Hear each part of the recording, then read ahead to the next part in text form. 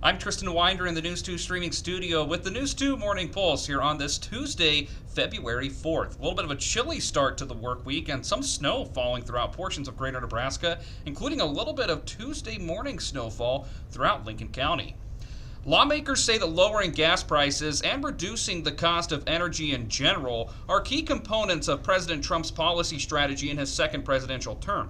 The president has already signed an executive order declaring an energy emergency. Lawmakers note that boosting energy production would have more effects than most realize. Nebraska Representative Adrian Smith says that lowering gas and other energy costs will reduce prices across the board for Americans.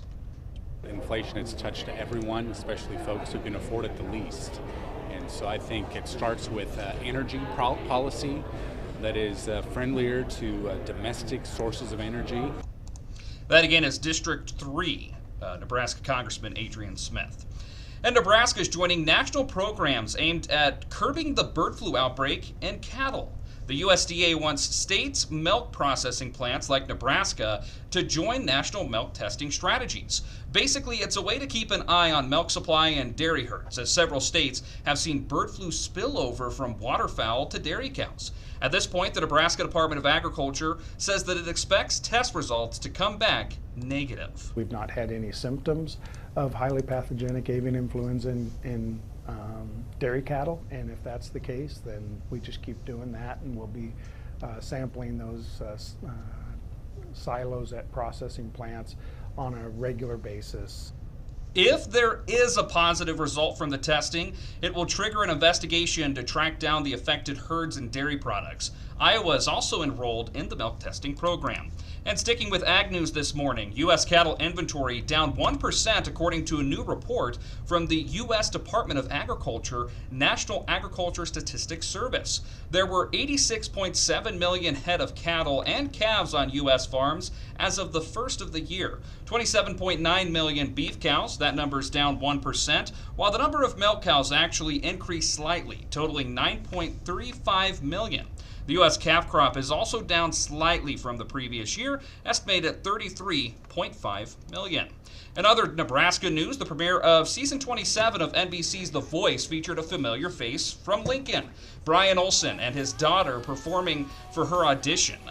She sang Paramore's Still Into You, and even got a couple of chair turns from a couple of judges. So Nebraska singer Brian Olsen, you can see here, joining The Voice, watching his daughter audition. The Voice airs every Monday, and you can find it here on KNOP News 2. The USDA has tips for keeping your Super Bowl food safe.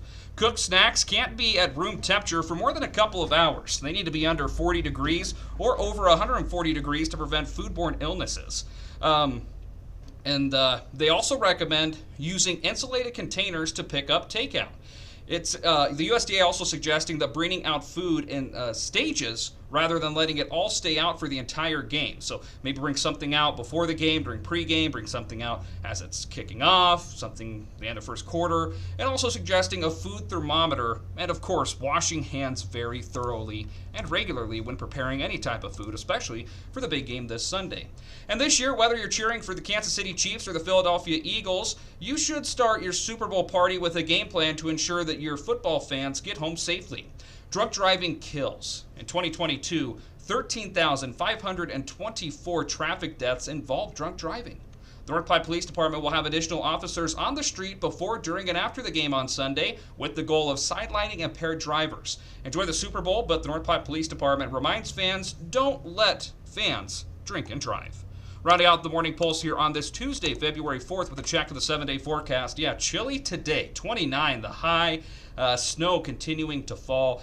Not a real wet snow, though. It's not got a lot of density to it, at least what's been falling in the North Platte region thus far. Going to feel a little bit warmer tomorrow. Temperature's going to hang out in the mid-40s for the rest of the work week, cooling off again by the time the weekend rolls around.